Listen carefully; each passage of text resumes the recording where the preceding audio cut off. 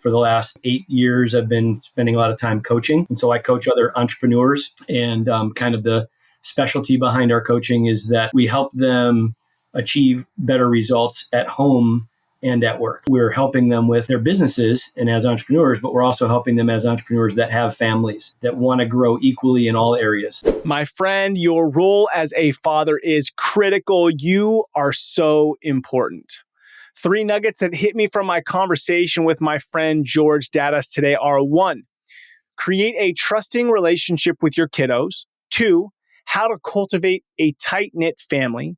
And 3, it's never too late to be the man you want them to remember.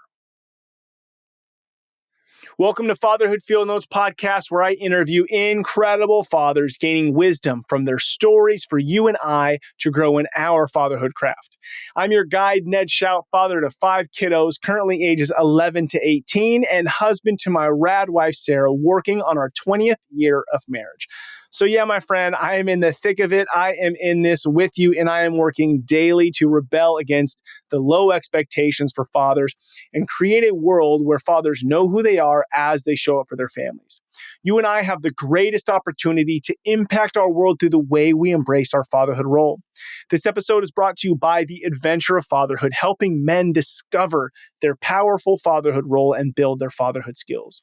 The role of the father is to serve, to guide, provide, protect, and of course, find joy and have fun in the messiness of it all. Today's guest is my friend George Dadas, and I want you to enjoy meeting another incredible father who is choosing daily to love and serve his family well. Enjoy meeting George. All right, George, welcome to Fatherhood Field Notes. It's good to see you. How you feeling today?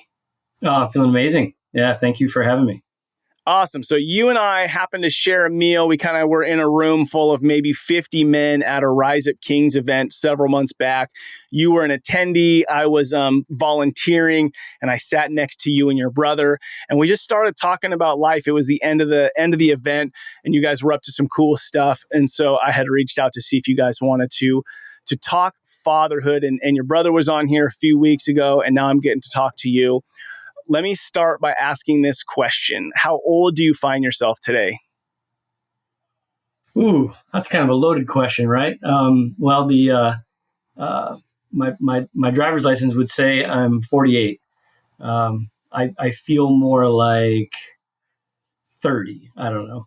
Maybe that's gracious, but I feel young and Hey, ready to go. you get to choose, so that's awesome. All right, I love it. How many years you been married, George? 22. We just shared our 22nd anniversary on the 15th. Wow, dude, congratulations. That's incredible. Such a great gift to give your kids and the world. What would you say to the dude who's at his 10 year, right? He's celebrating 10 years right now. What would you say to him to help set him on a path for the next 10 to 12 years? Man, I think it was around 7 or 10 years that, and it's funny, in talking with lots of people about this and different guys, there seems to be sort of a lull at that 7-10 year mark. I don't know why, but just as things go, but, treat every day like it's your first day, I refer to my wife as my girlfriend. And I treat her that way because it's what she deserves. And, we've both given each other that respect and that kind of importance that we're going to treat each other like boyfriend and girlfriend and put priority on that. When we were dating early, we dated for 5 years before we got married. So we've been together 27 years.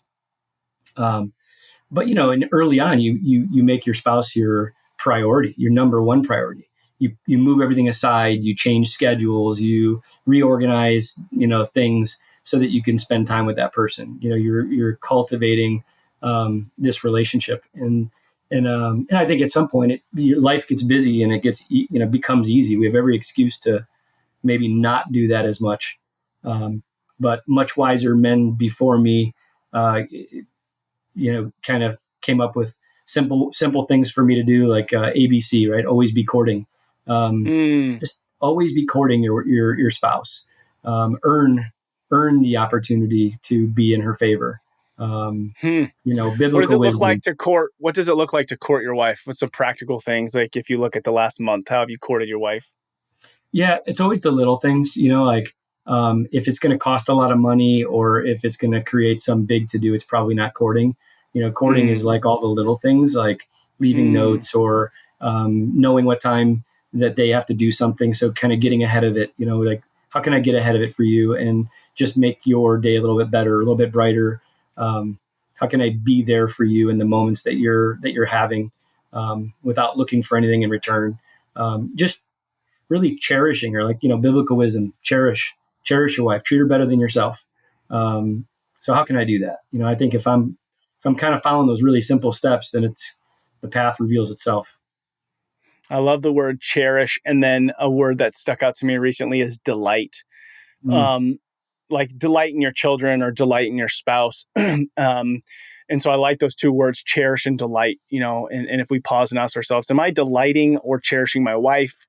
Um, then I need to maybe reevaluate that, especially, I mean, I don't even want to say especially. I mean, it's for your own fulfillment, your own calling as a man, but your kids too, they see that.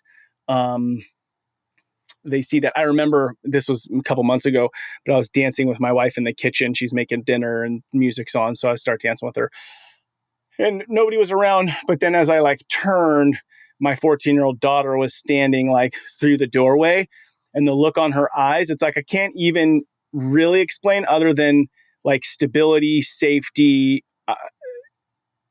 She just it did something to her to see her dad loving on her mom. yep, It's those things. one hundred How many percent. kiddos do you have, and what are their ages? I have four. So the first ones were twins, and Nice. so they just turned 20, and it's a boy Okay. and a girl. George and Fiona are 20. One's attending college at Miami University in Ohio, and the other one's at Ashland University in Ohio as well. And then I have a recently turning, sorry, 18-year-old. She just graduated from high school and will be Nice. joining Fiona at Ashland University. That's Delaney. And then I have a 12-year-old son, Nico. Nice. Okay, so cool. I have twins. They're about to be 15, but and a boy and a girl.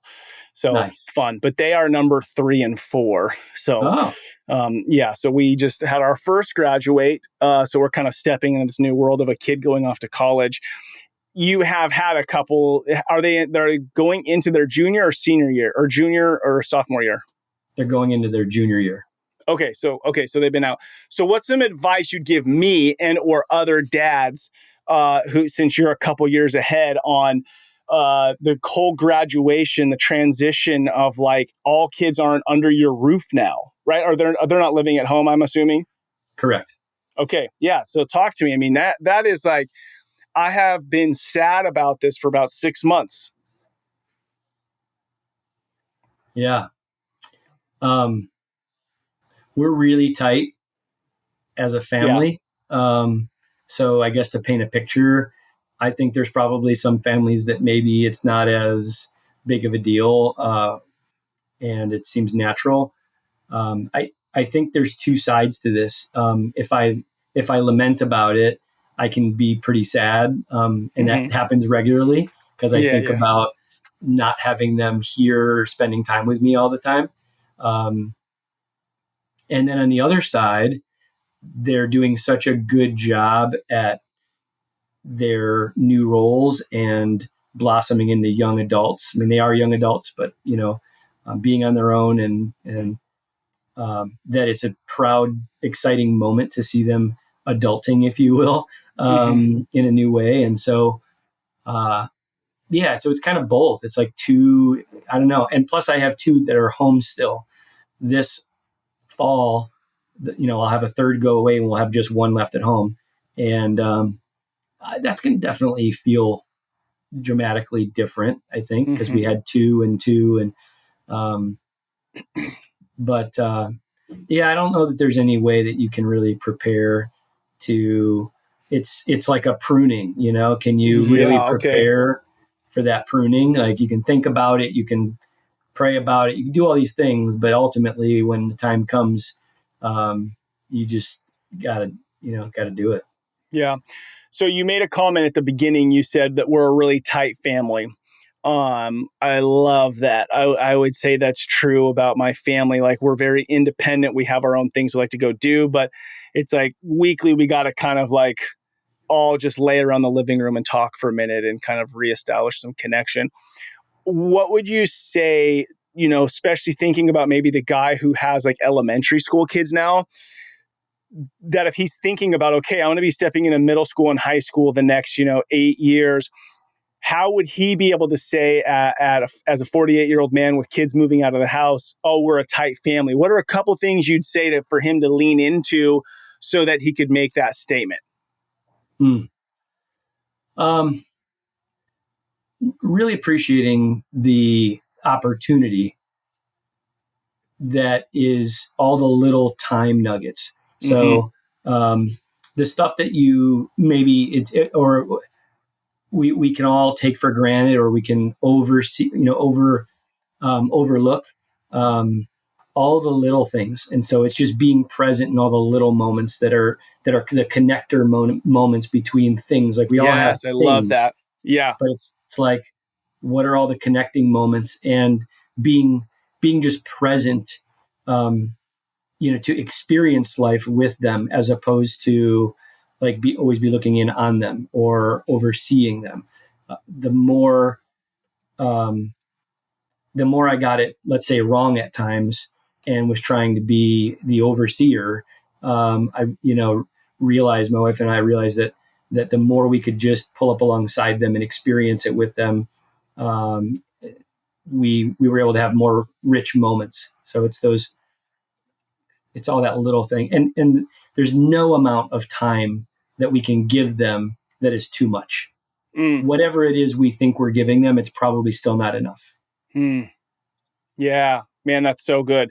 I love I think as dads, like innately we feel this pull to be provider and protector. And sometimes we think that means be overseer. And sometimes you need to be. But I love the experience life with, come alongside. Um, it's funny because I've been talking about this more, but it's like I'm really not that far ahead of my kids, right? Like 20 years, whatever, is not that much older than my oldest kid.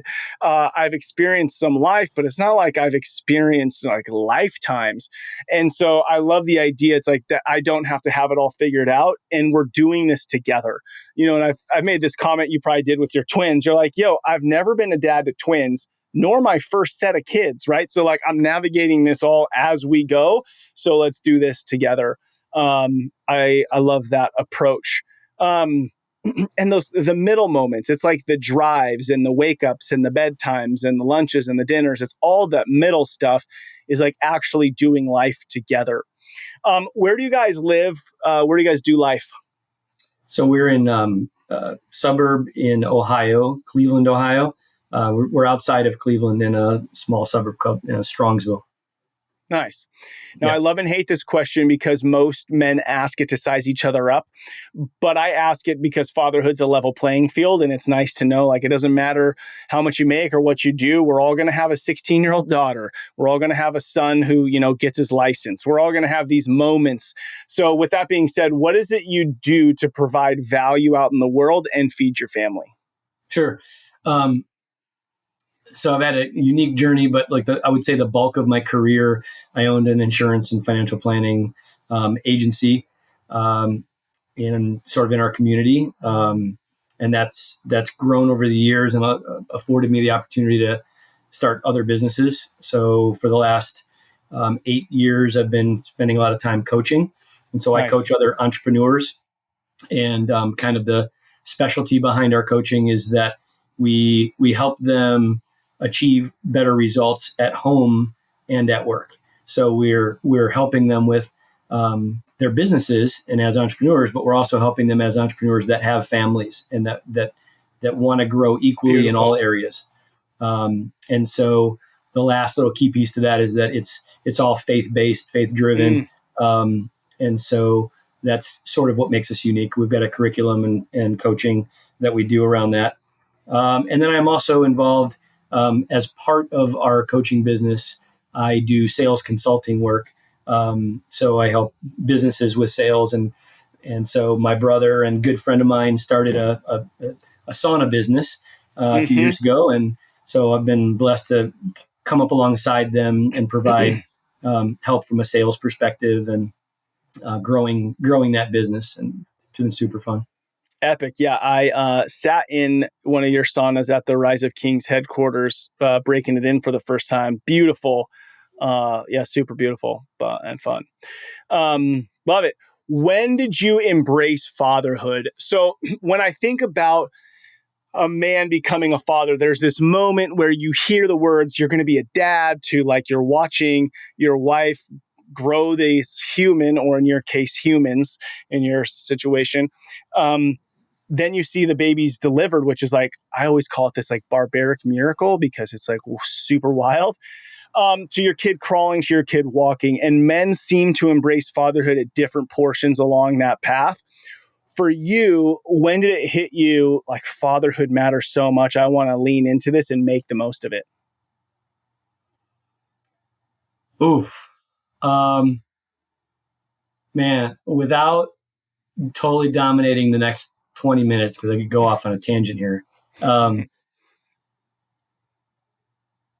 was a carpenter for a number of years. I owned a construction company and was building that business. And when we had the twins, I was heavy into our growth. Things were going really, really well.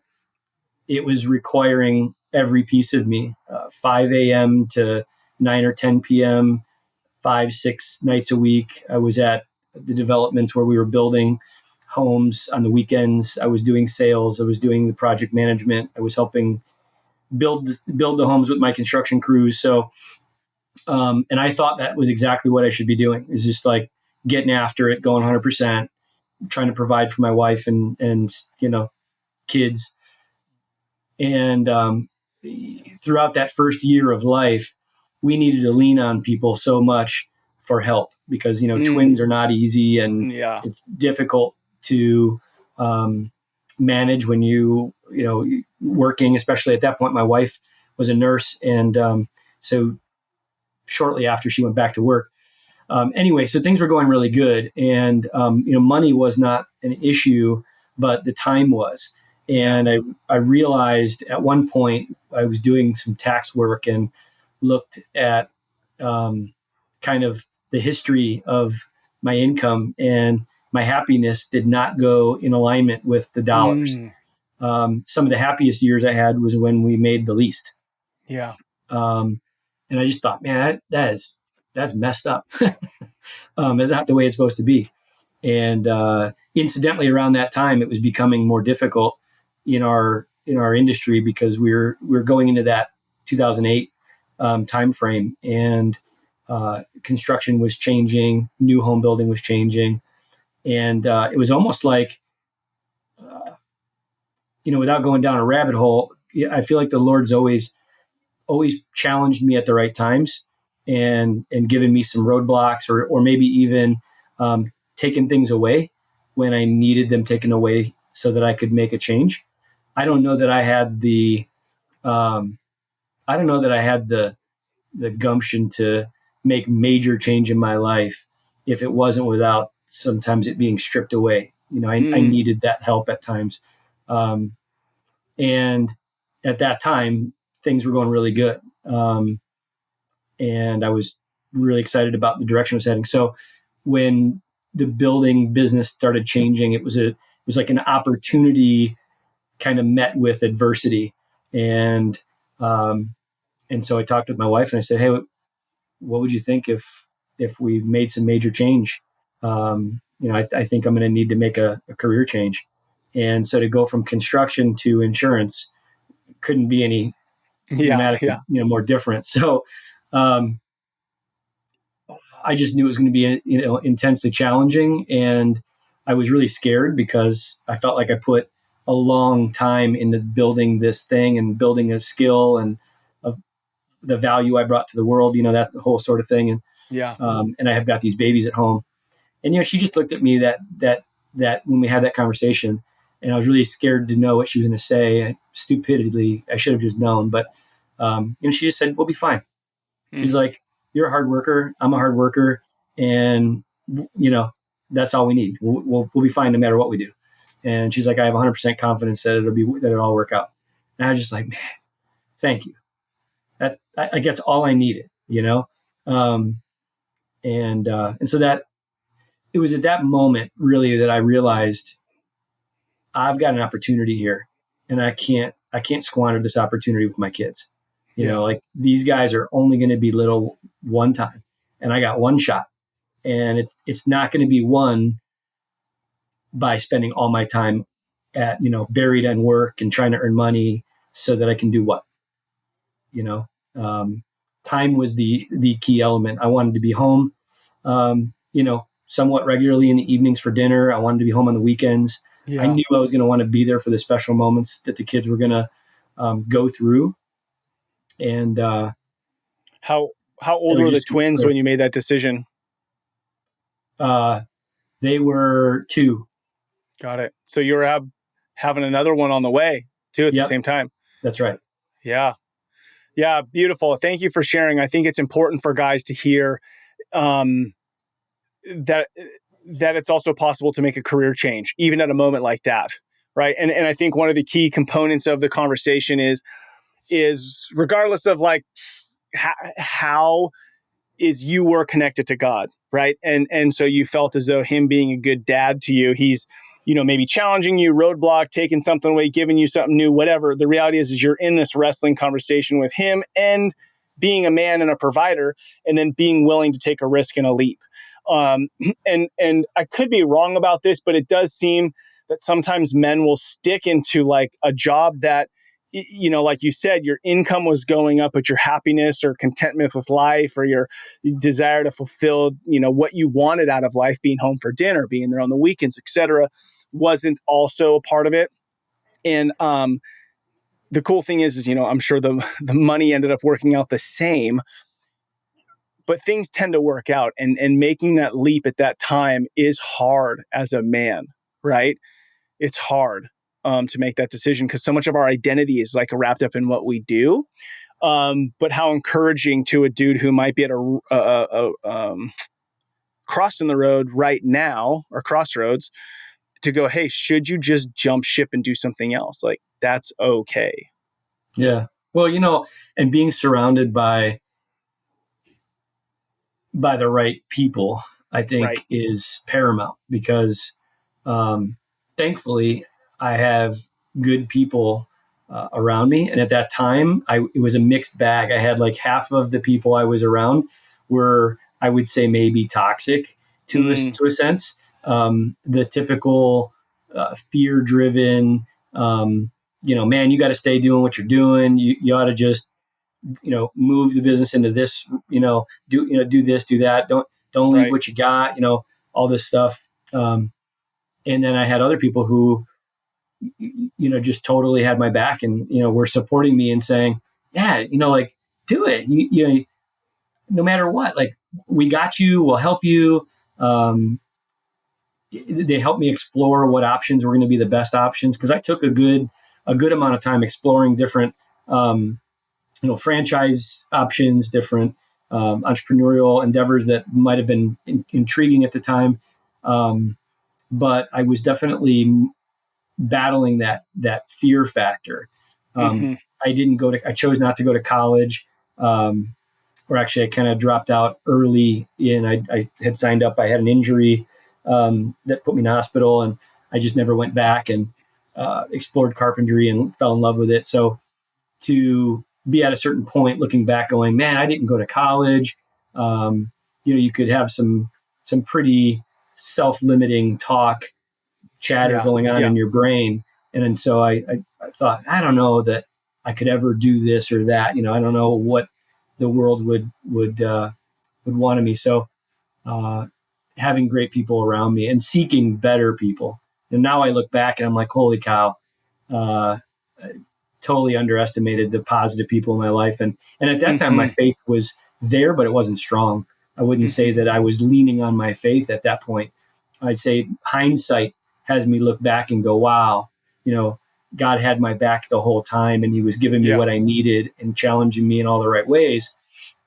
Um, but I didn't know that at the time. I was definitely um, seeking, and now I look back and I'm like, holy cow, he put the right people in my path. Opened up opportunities when I needed them, when I was ready for them, that sort of thing. Love it. Yeah, it's good. Um, what would you describe the role as of the father as? Um, I would say a guide. Um, I would say more like a guide.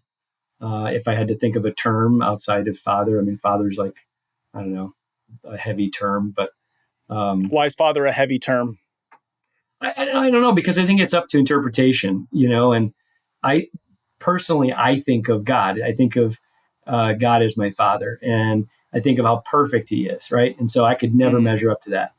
Um, mm, but I feel like I've been entrusted with this amazing responsibility to help guide hmm my children in a way the best I can, be it Yeah, be it flawed and everything else, but like guide them through learning life and giving them the skills to navigate this crazy world and the world around them. So, you know, that's why I say guide, I think fits the way I see it. yeah, yeah. I mean, it lines up with you talking about experiencing life with your family, be a participant, not an overseer, right? And then also living life, right? You're sharing about major decisions you've made as an adult man, and your kids being along for that journey. And the thing is, you can't be a guide for something that you haven't done yourself, right? So I think that it falls beautifully with what you've been talking about. Okay, so you're 48. You've been a dad for 20 years. You are a man. Sometimes us men can get stuck in our ways sometimes. What's something that you could think of between your 20s and today where you might have been sort of set in your ways on something, but because you're a father, or now you're married with kids, you've shifted on your belief around something or your stubbornness around something? Does anything come to mind where you go, okay, I've actually made some shifts around this thing?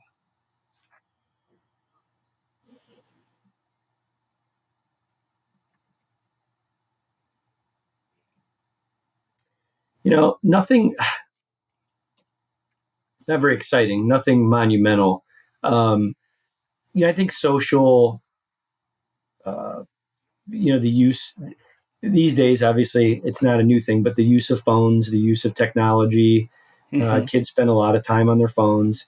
It's a resource of sorts. I would say in the beginning, my heels were, dug in, and I really did not want to even listen to the plight of the kids saying this is the way we communicate, and um, it doesn't have to be all bad. And I just felt like it was all bad. I just Yeah. felt like I don't want you to go opening that Pandora's box. hmm I don't know enough about it, and because Right. I don't know enough about it, I can't police it well enough to feel comfortable with it. Um, and softening over time. I wouldn't say it's because I got beat up. I would say it's Yeah. because Good. I learned, hmm um, and I was open at times to listening and pulling up alongside them for them to show me, like let me be a part of it, show me, make me feel more comfortable, so hmm that I have the knowledge to feel more comfortable, and I can then, you know, because I trust you. I do. I trust. I hmm trust you, and Yeah. I don't want you to not believe that because I'm not um, letting you have this responsibility. It's like the fear of the unknown, and I'm not sure if other people are trustworthy enough to where I can let you have this responsibility. You know what I'm saying? Yeah. So it was a really weird thing to try to even explain to them. Um, but we took it like a step at a time, and they were Yeah. really gracious with me, I think, and my wife, just to allow us to put a lot of restrictions on it at first, and be very involved. And then as time went on, I realized, like, I guess the way they use things is going to be a reflection of the parenting and the Mm-hmm. job we've done guiding them to make good choices. Like it's all going to come down to, are you making good choices? Yeah, And that's what helped. And so now the younger ones have it a little bit easier of course. because they we've learned, and we can kind of short circuit the process a little bit. So I would say that's one that comes to mind as like a softening. Well, I think that's a great answer. And you kind of leaned into this as an exciting. No one has given me that answer yet, which is funny. But even as you were saying it, it was almost like your physical body didn't want to admit to this. Because as dads, I'm still the guy who's like, hey, how long you been on your phone? Or hey, why are you on your phone in your bed? Like it's time, it's time for that to be put away, whatever. So I'm still kind of on them about it. But I do like the word softening, right? And how you even said, like, I didn't get beat up to have to do this, but starting to lean into like, I trust you. This is a responsibility. This is about making choices. And again, like if we're guides, everything is an opportunity for us to help our children to to experience life in a way that's going to be healthy for them. So great answer. In that same vein, is there anything you've learned about yourself in being a father? Um, yeah, I mean, and I've been sharing this more with them I would say, the last 5 years.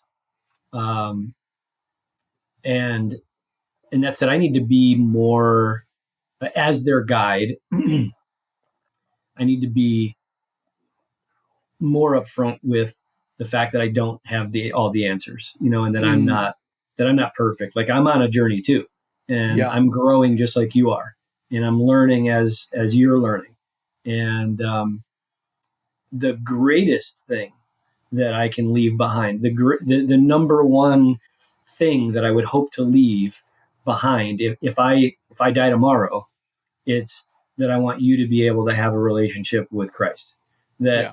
your relationship with God is going to be better than my relationship with you could ever be, because he's Mm. he's perfect, and he's going to be a dad, a father to you, in a way that I can't be, and that's hard to stomach. It's hard to even kind of sometimes even maybe say that at first, but that's the reality. Yeah, no, you bring up a really important topic. So as a Christian man myself, as a father who in some regards has like wanted to pursue, or even as a man wanted to pursue like arrival and perfection and doing life right, and you come to this realization, like, dude, I'm going to continue to mess up, I'm going to continue to not be perfect, then what's our true purpose as fathers? And I think this is something I've been thinking about more and more, is like my true purpose as a father is to point my kids to the ultimate creator, right? And because the thing is, like, all of us, and I think one of the reasons why we have, and give me your opinion on this, one of the reasons that we have such a fatherhood epidemic of fathers not showing up is you can't actually show up as what we all need, which is Father in heaven, Christ, right? We aren't replacing that, right? And I think that there's this perception, like there's so many father wounds out there, because I think that there was this perception that the human father was supposed to fill needs that we're actually not capable of fulfilling.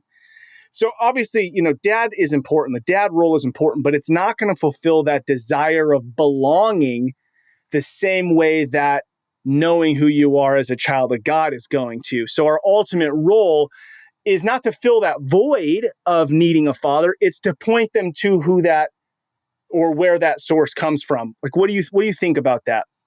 Yeah, yes, sir. You hit that on the nose.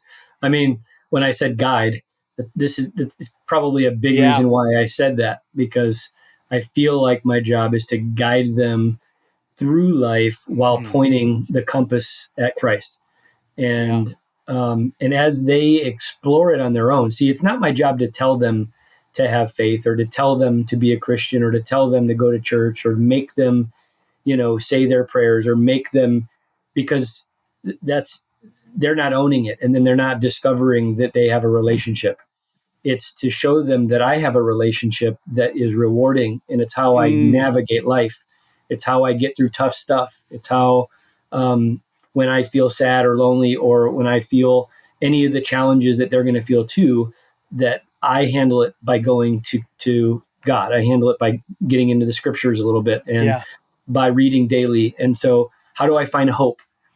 Kids need hope. How do you find hope? Mm. Well, Yeah. Yeah. Yeah. you find hope in Christ. You find hope in the Bible. There's so many scriptures where Christ gave us the blueprint to navigate the toughest stuff in life. It's the guy that created us, the being that created us, also gave us a playbook. He gave us a blueprint to navigate the toughest stuff. And so, it's not my job to own that stuff. It's not my job to, solve all the problems of the world. Hopefully, maybe I can solve some of them. Hopefully, I Hmm. can be there to be a Yes. band-aid or to be there in the moment. But it's my hope and my prayer is that they'll learn to have a personal, connected, and thriving relationship with God. And Yeah. that will last well beyond my years, whether I'm here, today or for the next 40. I don't know. Um, I love it. I love it. Yes. It's almost a little relieving. Like if you and I could step into that, if fathers could step into that, it's a little bit relieving of what our role is. It's like, I don't have to be perfect. I don't have to have all the answers. I'm not here to solve the world's problems. And I really love too how it's like, what do I do when I'm sad? What do I do when I'm hurting? And then the hope component. Like we all need hope. Um, and you're not the savior, and I'm not the savior. And we shouldn't give our kids that false thing that we are, because then they're going to be super let down when they figure it out. Um, well, yeah. and Oh, good. to piggyback on that, I think that when we embrace this, when we get it and we embrace it, if for any dads out there that maybe they're living, or maybe at times we all live to for the relationship between us and the kids or us and our wives, and so it's so just two-dimensional. And when we grasp the concept that it's really not, it's really between us and God, um, and we bring that piece in, does does it take away or does it lessen the weight that we have? Yeah. And then it also then starts to change and become different in a heavy way, because you go, oh man, I'm not trying to Yeah. to please my kids or my wife. I'm not trying to please or do a good job just for them. I actually want to do a good job to please God the Father. I actually want to do a good job to please my Creator. He gave me this opportunity. And so am I living up to that potential? You know, Yeah. people will Owning the ask some, responsibility. yeah, Yeah. yeah. Yeah. Well, So I mean, it will. So I agree. It's like, it's less, it's less on one hand, but then it's like this deeper conviction. But that's all what we're really looking for is identity, right? If we look around our culture, what's the struggle is identity. Like people don't know yeah, who they are. So when you know who you are, you can step into your responsibility. And so there is a deeper conviction or purpose or calling there, but it's fulfilling and rewarding because you know why you're doing what you're doing. yeah, yeah. Well, I think at Ruck, somebody brought up the concept of the lighthouse versus the tugboat, and Mm, that really resonated with me because I never really thought about it maybe in those terms, but I definitely always thought about, like, I want to be attractive, and I don't have to call for your attention, but I want to be attractive. I don't want mm, to go out and tug you, but I want you to see Christ in me, and that should be attractive in the way that I'm interacting, the way that I love mm, you, the way that I am gracious with you, the way that I'm patient with you. Um, all of these attributes that Christ says I will get as I plug into His Word.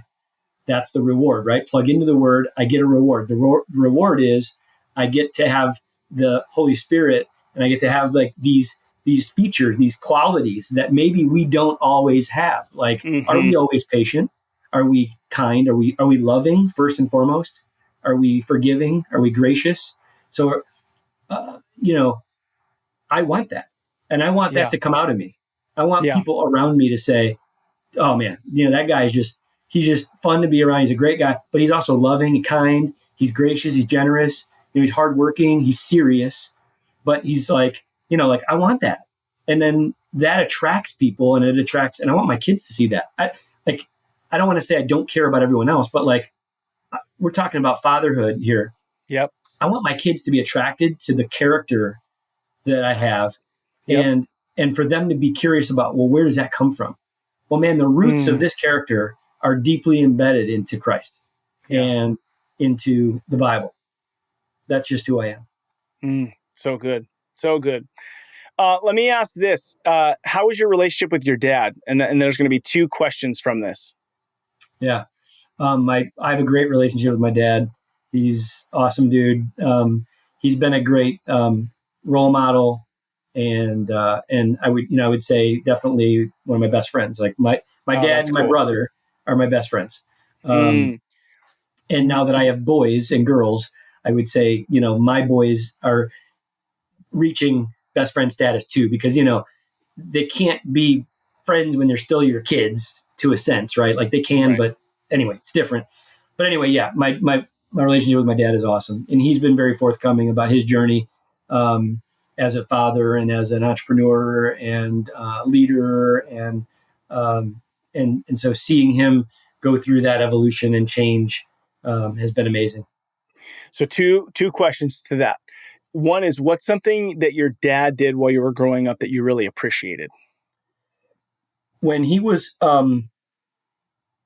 so my dad uh, went to Vietnam, came back. He was working in the Ford plant and knew he wanted a better life, so he used the GI Bill to go to college.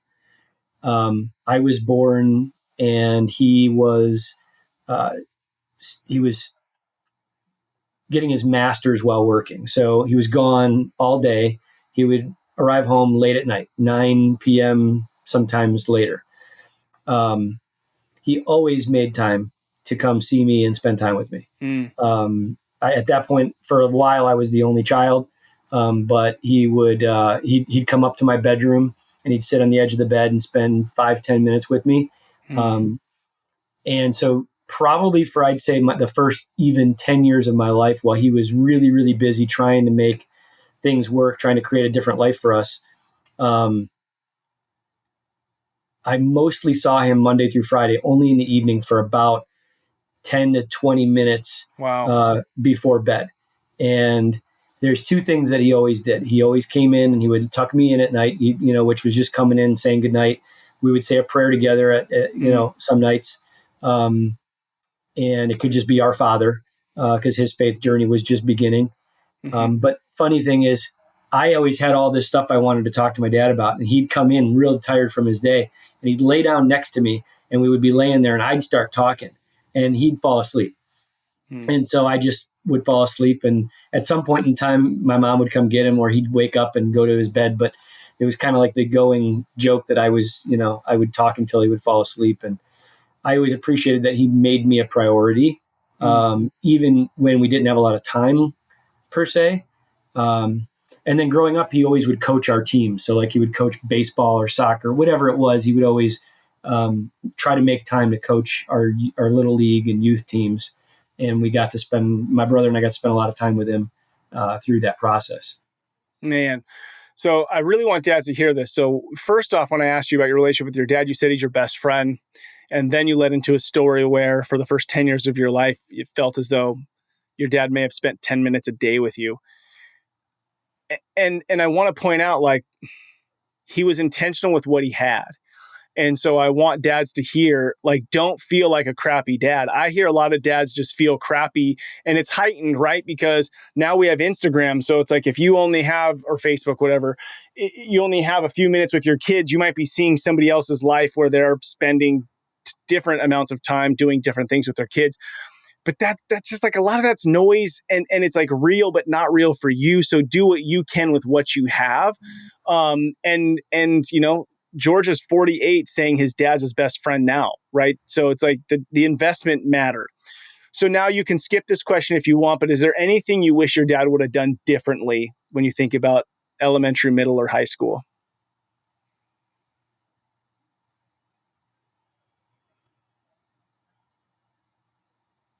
Mm, I can't. No, I can't, because I'm really grateful for Hmm. everything that we have and are now. Yeah. And so to say that I would change the script in the past would potentially change what we have today. Um, I think that he made the most of the moments that we had. And I think, Yeah. now that I am older, I look at it like it was a season. There was a season of life where he was minding his priorities and trying to make a better life for us, which it turned out that it worked. And as he got older, and as we got older, he was able to spend more time with us on things. But even into my middle school, high school, he still was working a lot. I mean, the weekdays were still somewhat similar in that realm, but he would make a very concerted effort to spend quality time with us on the weekends, in the evenings. Still coming up, I remember being in high school, and he would still come up to my room and open the door, come in and say, "Hey, how's it going? How was your day? How was practice? How was this or that?" Mm, And it just let me know that, like, even though he had a busy day, I was still important. yeah. And so I think that's what's most important, is like sharing important stuff. You know, Hmm. he he always let me know that he loved me and that I was important to him. And so even if we had limited time, he let me know that there was no secret there. And that's really important, because maybe if he was gone a lot and just poked his head in and said, "Hey man, how you doing? Good night," there wouldn't have been a connection. But he looked to connect. Yeah. So, sitting bedside saying, "Man, what's going on? Like, what outside of grades, outside of the highlight reel, what's really going on? How you Hmm. feeling?" Like, he was trying to plug into me. And the thing Yeah. is, he Yeah. would do it Yeah. every day. So kids they won't give you an answer right away. But if they know that you are consistent and you're persistent, it's not going to go away, then they'll start to open up, because they realize that Mm, you really do care. So I think I took that with me, and probably, that's a carryover, for my wife and I. Like, we're always asking, and we're always trying to be in, just to be there for them. Like, how really are you doing? What yeah. kind of challenges are you facing? Yeah. Oh man, love it. All right, I got just a couple more questions for you. This podcast is Fatherhood Field Notes. You open up your life and share your field notes with us that you're doing. The mantra behind it is rebel and create. As men, we want to be warriors and fighters. And what's something that you're rebelling against, but not just to be destructive? You want to create something in its place, and it could be something as simple as like rebelling against having phones at the dinner table so that we can have, family connection, to I'm rebelling against this idea of toxic masculinity because whatever in our culture. So when you think about these two words, what's something that George is rebelling against, and what do you hope to create out of it? Hmm. Yeah. Super challenging thought. I mean, I love that thought. Um, and it's maybe simplistic to say, like, the worldview, right? I mean, and there's like this conflict between, like, a worldview and maybe a biblical view or a godly view. Mm-hmm. Um, and so, what am I rebelling against? I would say maybe rebelling against um, a very worldly, narcissistic, um, you know, whiner mentality. I mean, Yeah. just everywhere you go, everywhere you look, there seems to be a complaint. People pointing out the negatives in things, people not appreciating the moment. The "I have to" versus "I get to" mentality. And Mm, so, I don't know how I can simply say that, but it would be a lot of the culture and the way that a lot of society is living is not necessarily, um, positive and grateful, and hmm. certainly not um,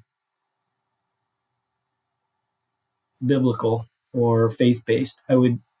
Again, I would love for my kids to have a real thriving relationship with Christ on their own and in their own way, and arrive at that point.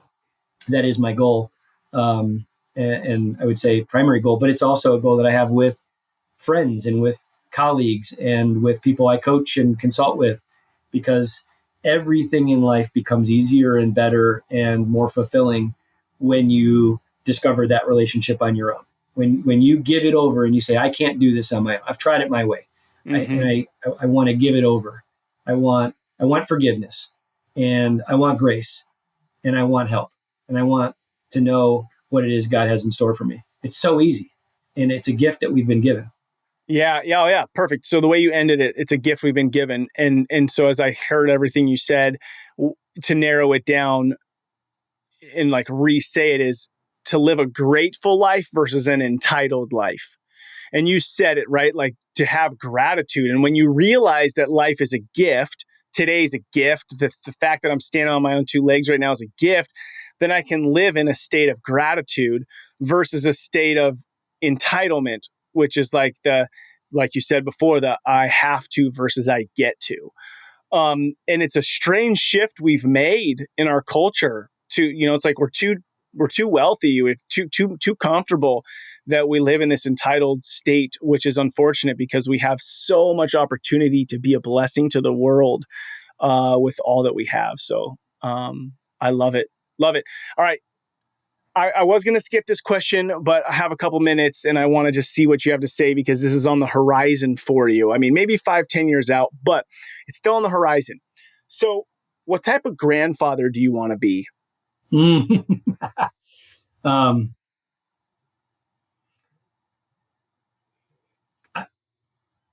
it's funny. That's a challenging question, but it's one that has been brought up a little bit more because I've got kids that are halfway through college, and we've been discussing names like my my side, or my dad's side, is Greek, so we've got our grandparents were Greek names, Yaya for grandma and Papu Mm, for grandfather, and on my wife's side they have other names, um, and so my kids are like, oh, you're going to be a Papu. Now my dad is their Papu, and so they mm-hmm. just see it that way, and it's a very endearing, and they're just like, well, you're going to be a Papu to our kids, and Right, I'm like, right. am I? I don't know. Do I? Am I a Papu? Like, I don't know if I'm that guy, right? Like, which is funny because I'm just thinking about that, and I don't know. To answer your question, um, a lot like my dad is to my kids, which is Mm-hmm. really cool. And the way that my father-in-law, is and was, like, they're both awesome guys that, Mm, um, were they kind of exemplified all the things that you would hope a, a male figure in somebody's life would be, a leader, um, faithful, dedicated, hardworking, loving, present, I mean, so all the things that I've learned as a dad and that I'm still learning, I will get to do all over again with my grandkids.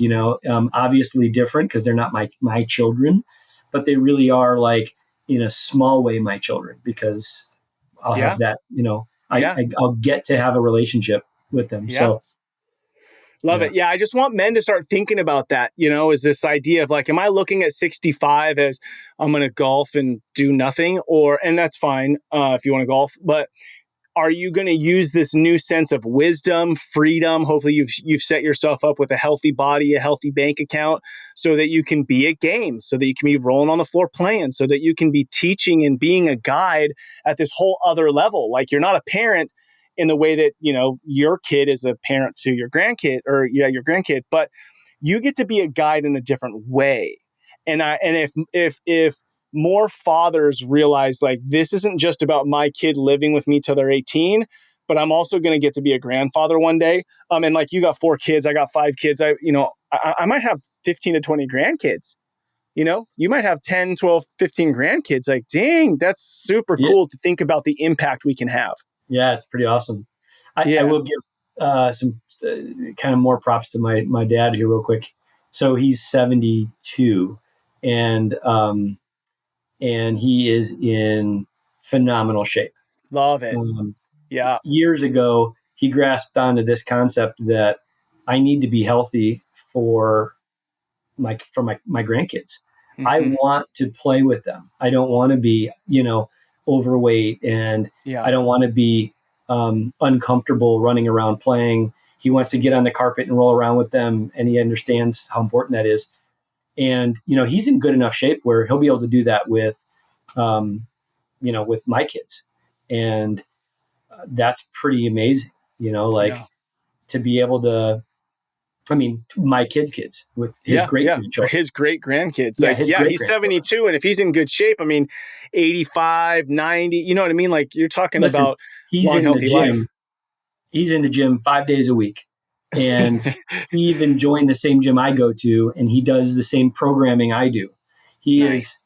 I mean, he's an animal, and I love it didn't this. start that way. He started by doing some stuff at home and kind of weaning himself into it, but he's just constantly progressing, and he's not willing to allow any of that negative talk to set in. And what an inspiration, because like my kids will look at it and say, man, if Papu can do wall walks, we shouldn't be Heck complaining yeah. about that. If Papu can do, he did Murph and Did he? completed the whole thing. Like We got to he's get Papu on the podcast. Let's yeah, go. dude, he's a beast, and he'd be great for the podcast. Let's And do it. so he's just he's that benchmark, and so Yes. Ooh, take care of your be body. the benchmark. Take care of your body. Ah, frick. I love this stuff. Okay. Last question, George. Imagine 20 years from now, you're standing in a cul-de-sac. It's the perfect cul-de-sac because all your kids live in a house on this one street doing life together. You peer into the windows of their homes and you see something being played out. Maybe they're married, they have kids. What do you see happening inside those homes? Puts a smile on your face, a tear in your eye, going, man, I showed up with this life that I have been given. Yeah, laughter. Ooh, I love that answer. Uh, there's so much weight with the word laughter. Like if you see laughter happening, that means there's stability, there's peace, there's joy, there's connection, there's relationship. Um, Dude, love it. George, thank you so much for our time. Thank you for being on the podcast. Thank you for sharing your life with us. Keep doing what you're doing. I love just, the relationship with you and your dad, the relationship with your kids, the relationship you'll have one day with grandkids, the way that you delight and cherish your relationship with your wife. Keep being the man you are and coaching and inspiring other men around you. Much love to you and your family, my friend. Thank you, Ned. Pleasure to be here. Until next time. All right, dudes, what another incredible conversation. The thing that stuck out to me the most, which I want to lean into more and more, is experience life with your family. Be a participant, not an overseer. All right, dudes, if this is helpful, if this is beneficial, if you are growing in your role as a father, please write a review on whatever platform that you listen to this on. And then even one better is fathers need encouragement. I encourage you, shoot a text to another dad saying, bro, I see you. You're a great dad. I see how you show up for your family. And I wanted to share this podcast. It's a great podcast that can help elevate and sustain and motivate and encourage you as a dad. All right. Thank you to all you dads out there listening to Fatherhood Field Notes podcast. What you do matters. Don't be like everybody else. Be yourself. That's what your kids, spouse, and community needs. This is your guide, Ned Shout. Together, let's rebel against the view that fatherhood has little impact and create lives engaged in mastering the craft of fatherhood. I look forward to hanging out with you next time.